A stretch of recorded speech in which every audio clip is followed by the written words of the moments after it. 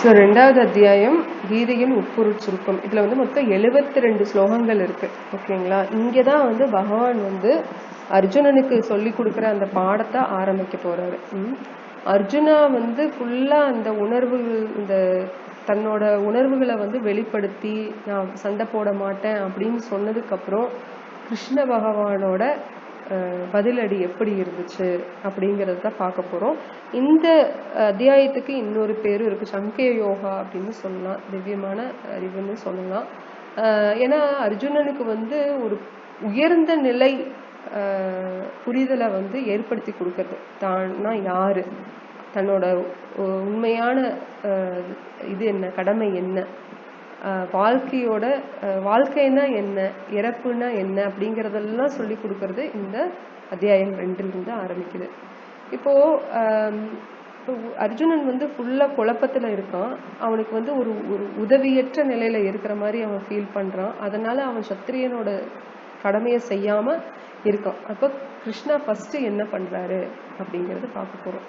என்ன பண்ணுவாருன்னா கண்டிப்பாரு. இப்போ ஒரு குழந்தை ஒரு நல்ல விஷயத்த பண்ண மாட்டேன், அது பண்ணா எனக்கு பயமா இருக்கு. இப்போ ஸ்டேஜ் ஃபியர்னு சொல்லுவோம்ல, மேடை ஏறி பேசுறதுக்கு குழந்தைக்கு பயமா இருக்கு. ஆனா ஒரு பேச்சு போட்டி அது பண்ணா நல்லது, குழந்தைக்கு ஒரு நல்ல எதிர்காலம் இருக்கு, இந்த மாதிரி பழகினா தான் நாளைக்கு பெரிய இடத்துல பேச முடியும் அப்படிங்கிற ஒரு வாய்ப்பு கிடைச்சிருக்கு அப்படின்னா குழந்தை போய் ஏறி பேசுறதுக்கு பயந்துக்குது. இத்தனை பேர் இருக்காங்க, நான் பேச மாட்டேன், அவமானம் ஆயிடுச்சுன்னா என்ன பண்றதுன்னு பல விஷயங்களை சொல்லுதுன்னு வைங்க. அப்போ அம்மாவோ அப்பாவோ என்ன சொல்லி புரிய வைப்பாங்க? இப்படி பண்ணு, இது நல்லது உனக்கு, இப்படி ஒரு வாய்ப்பை இழக்கிற ஒரு சூழ்நிலையில நீ இருக்கியே, ஒரு முட்டாளா இருக்கியே, இவ்வளவு பெரிய வாய்ப்பு கிடைச்சிருக்கு, இதை போய் இழந்துட்டு நான் போக மாட்டேன்னு ஒரு பயத்துக்காக பண்ண மாட்டேன் அப்படின்னா நாளைக்கு எவ்வளவோ பெரிய வாய்ப்பு இதனால தட்டி போயிருமே அப்படின்னு சொல்லி கண்டிக்க தான் செய்வாங்க இல்லையா? அந்த நேரத்துல கொஞ்சிட்டு இருக்க மாட்டாங்க. ஏன்னா அந்த இடம் கொஞ்சம் நேரம் இல்லை, கடைசி இடத்துக்கு வந்தாச்சு, அந்த தருணத்துக்கு வந்தாச்சு, இப்ப போய் பண்ணணும், செய்யணும், இல்லைன்னா செய்யாம இருக்கணும் அப்படிங்கிற அளவுக்கு தருணத்துக்கு வரும்போது செஞ்சாதான் நல்லது அப்படின்னா அப்ப நம்ம ஒரு பெரிய ஒரு ஆசிரியர் நிலையிலையோ இல்ல தகப்பன் தாய் தந்தை நிலையில இருக்கும்போது கண்டிப்பா கண்டிக்கதான் செய்வாங்க. அதேதான் கிருஷ்ணர் இங்க பண்றாரு. அதான் நம்ம பார்ப்போம். அப்புறம் ஆத்ம ஞானத்தை பத்தி சொல்லி கொடுப்பாரு, கர்மயோகத்தை பத்தி லைட்டா சொல்ல ஆரம்பிப்பாரு, அப்புறம் அந்த பக்தி பாதை இதெல்லாம் வரும். ஓகேங்களா? ஸோ அதை நம்ம பார்ப்போம். ஃபர்ஸ்ட் இப்போ முதல் ஸ்லோகம் என்ன அப்படிங்கிறது பார்ப்போம். சஞ்சய உவாச்ச தம் ததா கிருபயா விஷ்டமஸ்ரு பூர்ணா குலக்ஷேனம் விஷீதந்தமிதம் வாக்கியமுவாச்ச மதுசூதனः. तं तथा कृपया विष्टमश्रु पूर्णा कुलक्षेणं विषीतन्दमिदं वाक्यमुवाच मधुसूदनः. மொழிபெயர்ப்பு யாராவது படிக்கிறீங்களா மாதாஜி? படிக்கட்டுங்களா? தாராளம். சஞ்சயன் கூறினான், அர்ஜுனன் இரக்கத்தினால் மூழ்கி மனம் பலவீனமடைந்து கண்களில் கண்ணீர் மூழ்கிய நிலையில் இருப்பதை கண்ட மதுசூதனரான கிருஷ்ணர் பின்வருமாறு கூறினார். பௌதிக இரக்கம், கவலை, கண்ணீர் ஆகியவை தன்னை பற்றிய உண்மையை அறியாததன் அறிகுறிகளாகும். நித்தியமான ஆத்மாவிற்காக இரக்கம் கொள்வதே தன்னை உணர்வதாகும். இப்பதத்தில் மதுசூதன என்னும் சொல் மிகவும் முக்கியத்துவம் வாய்ந்ததாகும். பகவான் கிருஷ்ணர் மது என்னும் அரக்கனை கொன்றவர். எனவே தன் கடமையை நிறைவேற்றுவதில் ஏற்பட்டுள்ள தவறான கருத்து என்னும் அரக்கனை அவர் கொல்வதென அர்ஜுனன் விரும்பினான். எங்கு இரக்கம் காட்ட வேண்டும் என்பது எவருக்கும் தெரிவிக்கவில்லை. நீரில் மூழ்கும் மனிதனின் ஆடைக்காக கொல்லப்படுவது அர்த்தமற்றதாகும். அறியாமை கடலில் வீழ்ந்த மனிதனின் வெளிப்புற உடையை ஸ்தூல உடலை காப்பதால் மட்டும் அம்மனிதனை காப்பாற்றிவிட முடியாது. இதை தெரிந்து கொள்ளாமல் கவலைப்படுபவன் புத்திரன், அதாவது தேவையின்றி வருந்துபவன் என்று அழைக்கப்படுகிறான். அர்ஜுனன் ஒரு சத்திரியன். அவனிடம் இத்தகைய நடத்தை எதிர்பார்க்கப்படவில்லை. இருப்பினும் அறியாமையில் உள்ள மனிதனின் கவலையை போக்க பகவான் கிருஷ்ணரால் முடியும். இக்காரணத்துக்காகத்தான் அவர் பகவத்கீதையை பாடினார். உயர் அதிகாரியான பகவான் ஸ்ரீ கிருஷ்ணரால் விளக்கப்பட்டுள்ள இவ்வத்தியாயம் அதிகாரியான ஜட உடல், ஆத்மா ஆகியவற்றை பற்றிய பகுத்தறிவை கொண்டு தன்னுறவு அடையும் தன்னுணர்வு அடையும் முறையை கற்பிக்கின்றது. எவ்வித பலனின் மீதும் பற்றுதல் கொள்ளாமல் தன்னை பற்றிய உண்மையான கருத்து நிலை பெற்றிருப்பவனுக்கு இத்தகு தன்னுணர்வு சாத்தியமாகும். நன்றி மாதாஜி, நல்லா படிச்சீங்க. ஸோ கிருஷ்ணர் வந்து, அதாவது பிரபுபாதர் வந்து பொருளுரையில எவ்வளோ அழுத்தமா சொல்லியிருக்கிறாரு பாருங்களேன். அழுத்தம்னா அந்த நம்ம ஆழமா நம்மளுக்கு புரியணும் அப்படிங்கறதுக்காக ஒரு ஓமை அழகா சொல்லியிருக்காரு. அதாவது ஒரு மனிதன் வந்து இரக்கம் காட்டுறான், அதுல எந்த இடத்துல காட்டணும், யாருக்கு காட்டணும்னு ஒரு அறிவு வேணும், ஞானம் வேணும். இப்போ ஒரு மனுஷன் வந்து நீர்ல மூழ்கிறான், அவனை போய் காப்பாத்தணும்னு போறோம். ஆனா அவனை காப்பாத்தாம அவன் சட்டையை பிடிச்சி இழுக்கிறோம், சட்டையை மட்டும் காப்பாத்தணும்னு. அது மாதிரிதான் இருக்கு அர்ஜுனன் இரக்கம் காட்டுறது. ஒரு ஆத்ம ஞானம் இருக்கிறவன் முதலாவது கண்ணீர் கவலை எல்லாம் வராது. ஏன்னா இந்த உலகத்துல வந்து எல்லாமே துவந்தங்கள் நிறைஞ்சது. வைகுந்த லோகம் தான் நிர்த்வந்தம். துவந்தம் அப்படின்னாலே இந்த ரெண்டு விஷயங்கள் வர்றது, ஆண் பெண், கவலை சந்தோஷம், லாபம் நஷ்டம், இல்லையா, பிறப்பு இறப்பு, அந்த மாதிரி எல்லாமே இரட்டை விஷயங்கள் தான் இந்த உலகத்துல நிறைஞ்சு இருக்கிறத பாக்குறோம். ஒன்னா வெற்றி இல்லைன்னா தோல்வி, இப்படிதான். ஆனா நம்ம நடுவுல இருக்கிற விஷயங்களை பாக்குறதே இல்லை. நம்மளோட முயற்சி, நம்மளோட கடமைகள், நம்மளோட அந்த ஜேர்னி, அத நம்ம பயணம் செஞ்சு போற விதம், அதுல கட்டுக்கிற பாடம், இதையெல்லாம் பார்க்காம நம்ம டைரக்டா ஒரு விஷயத்த பாக்குறோம் இல்லையா. அது வந்து தவறானது. அதுவும் எல்லாமே ஞான சக்ஷு, சாஸ்திர சக்ஷு, சாஸ்திரங்கள் என்ன சொல்லுதோ அதுபடி நம்ம பார்த்தோம்னா நம்மளுக்கு வர்ற துன்பங்கள் இன்பங்கள் எல்லாத்தையுமே சரிசமமா பார்த்துக்கிற பக்குவம் நமக்கு கிடைக்கும். இயற்கையா நம்மளுக்கு வந்து ஒரு நல்லது நடந்தா சந்தோஷமும், ஒரு கெட்டது நடந்தா வருத்தமும் வர்றதுங்கிறது இயற்கையான குணம். அப்படின்னாலுமே ஞானிகளுக்கு அது இருக்காது, அந்த மாதிரி குணம். ஏன் பக்தர்களுக்கு இருக்காது, அதாவது பக்தியில முதிர்ச்சி பெற பக்தர்களுக்கு அது இருக்காது. ஏன்னா எல்லாமே வந்து போறது தானே. ஒரு புது கார் வாங்கி ஸ்கிராச் ஆயிடுச்சுன்னா அவங்களால மனசு தாங்காது, படன்னு இருக்கும்.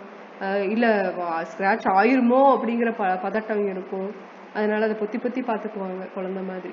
இப்ப பரத மகாராஜ் அப்படி ஒரு மானை பாத்துக்கிட்டாரு. அந்த மாதிரி நம்ம கிட்ட இருக்கிற சின்ன சின்ன விஷயத்த பொத்தி பொத்தி பார்ப்போம். ஆனா ஆத்மாவான நம்ம ஆத்மா ஞானத்தை தெரிஞ்சு நம்ம யாரு, நம்ம எங்க போய் சேர்ந்தடையணும், நம்மளோட இடம் எது, குறிக்கோளே தெரியாம வாழ்க்கையை வாழ்ந்துட்டு இருக்கோம். ஒரு பெரிய வீடு, காரு, பணம் இருந்தா நம்ம வாழ்க்கை முடிஞ்சுது அப்படின்னு நினைக்கிறோம். அப்புறம் ஏன் பெரிய பெரிய ஆட்கள், ஒரு ரொம்ப பாப்புலரா இருக்கிறவங்க, ரொம்ப பிரதானமா இருக்கிறவங்களே ஏன் தற்கொலை செஞ்சுக்கிறாங்க, வாழ்க்கையை வெறுக்கிறாங்க, அவங்களே காசி கைலாசம்னு ஏன் போறாங்க, ஹிமாலயான்னு. அப்போ காசு பணம் இருந்தாதான் எல்லாமே அப்படின்னு நினைச்சா காசு பணம் இருக்கிறவங்க ஏன் நிம்மதியா இல்லை? ஸ்டாட்டிஸ்டிக்ஸ் எடுத்து பார்த்தோம்னா காசு பணம் இருக்கிறவங்களுக்கும் அதிக மென்டல் ஸ்ட்ரெஸ் இருக்கதான் செய்யுது. காசு இல்லாதவங்க அது இல்லை அப்படின்னு பழகி போய் அதை அப்படியே வாழ்க்கைய ரன் பண்றாங்க. ஆனா காசு பணம் இருந்தும் ஒரு நிம்மதி கிடைக்கல அப்படிங்கிறவங்க தான் ரொம்ப மன வியாதியில வர்றாங்க இல்லையா. அதையும் நம்ம பாக்குறோம். இப்போ இங்க வந்து பிரபுபாதர் சொல்ற ஓமை பார்த்தோம்னா, நம்ம மூழ்கிற மனிதனோட ஆடையை பிடிச்சி இருக்கிற மாதிரிதான் அர்ஜுனன் யாருக்கு இறக்கப்படுறான், அந்த சரீரத்துக்கு, ஸ்தூல உடலுக்கு அவன் கருணை காட்டுறான். அப்போ ஆத்மாங்கிறது இறப்பு கிடையாது. அதை இந்த அத்தியாயத்துல நல்லாவே படிப்போம். அதைய ஆத்மாங்கிறது என்ன, நிரந்தரமா நித்தியமா இருக்கிறது, சச்சிதானந்தம் அப்படின்னு சொல்றோம். பகவானும் சச்சிதானந்தம் தான், அவர் விக்கிரகம், நம்மளும் சச்சிதானந்தம் தான். நம்மளுக்கு எப்பவுமே நம்ம நிரந்தரமா இருக்கிறவங்க. ஆத்மாங்கிறது நிரந்தரமா இருக்கும், அதுக்கு பிறப்பும் கிடையாது இறப்பும் கிடையாது, எப்பவும் நித்தியமா இருக்கு. அது வந்து அதுக்கு எப்பவுமே அதுக்கு வந்து நாலேஜ் இருக்கு, ஞானம் ஃபுல்லா இருக்கு. அதே மாதிரி எப்பவுமே அது சந்தோஷமா தான் இருக்கும் இல்லையா. ஆனா இந்த உடல்ல இருக்கிறதுனால எப்படி நம்ம சொல்றோம், பச்சை லைட்டுக்கு வெள்ளை லைட்டுக்கு மேல பச்சை பேப்பர் வச்சா பச்சை கலர்ல எரியும். அந்த மாதிரி இந்த மனித உடல்ல இருக்கிறதுனால நம்ம மனிதன் மாதிரி நடத்தை இருக்கு நமக்கு. ஒரு நாய் உடல்ல நம்ம ஆத்மா போகுது அப்படின்னா நாய் மாதிரி நம்ம நடத்தை இருக்கும். மீனுக்குள்ள போனா மீன் மாதிரி இருக்கும் இல்லையா நடத்தை. இது வந்து இயற்கை. ஏன் நம்ம பாவ புண்ணியங்களுக்கு தகுந்த மாதிரி நம்ம ஏதோ ஒரு உடல் எடுக்கிறோம். ஆனா மனித உடல் எடுக்கும் போது நம்மளுக்கு ஆத்ம ஞானம் தெரிஞ்சுக்கிறதுக்கு உண்டான வாய்ப்பு ஃபுல்லா இருக்கு இல்லையா. ஹரே கிருஷ்ணா. வீட்டுல போட்டுக்கோங்க. தேங்க்யூ. சரி, இப்போ ஆத்ம ஞானம் இல்லாதனால அவன் யாருக்கு இறக்கம் காட்டுறான், வெறும் உடலுக்கு இறக்கம் காட்டுறான். அதுக்குள்ள இருக்கிற ஆத்மாவுக்கு வந்து அழிவில்லை அப்படிங்கும் போது உடல் பிறப்புன்னு ஒண்ணு இருந்தா இறப்புன்னு ஒண்ணு இருக்கத்தானே செய்யும். தர்ம வழின்னு போயிருந்தா பிரச்சனை இல்லை, அதர்ம வழின்னு போயிருந்தா இப்போ சாவு என் கையால வருது. ஏன்னா சத்திரிய அப்படின்னாலே சக்தியாயத்தே, எல்லாத்தையும் காப்பாத்துறது, ரட்சிக்கிறது, அதுதான் சத்திரியனோட வேலை. அப்படி இருக்கும்போது அதர்மவாதிகளை வந்து அவங்க கொன்னாதான் தர்மம் தலை காக்கும், மக்களை வந்து தர்ம வழியில நடத்த முடியும், பக்தி வழியில கொண்டு வர முடியும். அதனாலதான் ராஜாக்களுக்கே விவஸ்வானுக்கு பகவான் முதல்ல பகவத்கீதை கோடிக்கணக்கான வருஷங்களுக்கு முன்னாடி சொன்னாரு அப்படின்னா ஏன் ராஜாக்களுக்கு சொன்னாதான் அவங்க வந்து மக்கள் கிட்ட கொண்டு போய் சேர்த்துவாங்க. ராஜாக்கள் பக்தர்களா இருந்தா தான் அதாவது தலைவர்கள் பக்தர்களா இருந்தா தான் பக்தி வந்து பகவானோட பக்தி வந்து மக்களுக்கு போய் சேரும், பிரஜைகளுக்கு போய் சேரும். கருணையோட அவன் வந்து எல்லாத்துக்கும் நல்லது செய்வான், பக்தியை கொடுப்பான், கோயில் கட்டுவான், கோயில் வந்து பகவானை பிரதிஷ்டை பண்ணி அவங்களுக்கு இதெல்லாம் மக்களுக்கு வந்து பிரசாதம் வழங்குவான். இந்த மாதிரி நல்ல விஷயங்கள் நல்ல காரியங்கள் பண்ணா தான் அந்த ஊர்ல மழை வரும், விவசாயம் நடக்கும், அப்புறம் அந்த சைக்கிள் அப்படியே ரிப்பீட் ஆகும். அதை விட்டுட்டு மோசமான தலைவர்களை வச்சுட்டு நாத்திகம் பேசிட்டு இருந்தா அப்ப என்ன ஆகும், அந்த ஊர் எப்படி விளங்கும்? இது உண்மைதான சாஸ்திரப்படி நம்ம பார்த்தா.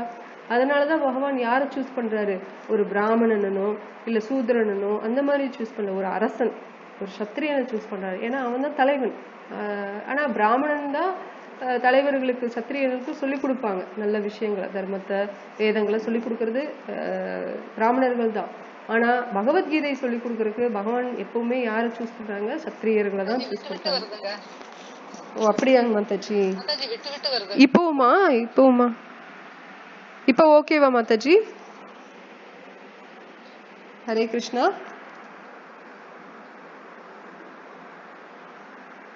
மாதாஜி விட்டு விட்டு வருது. அப்படியா? சரி நான் வேணா கட் பண்ணிட்டு வரட்டுமா மாதாஜி? விட்டு வருது. சரி இருங்க, நான் கட் பண்ணிட்டு வரேன்.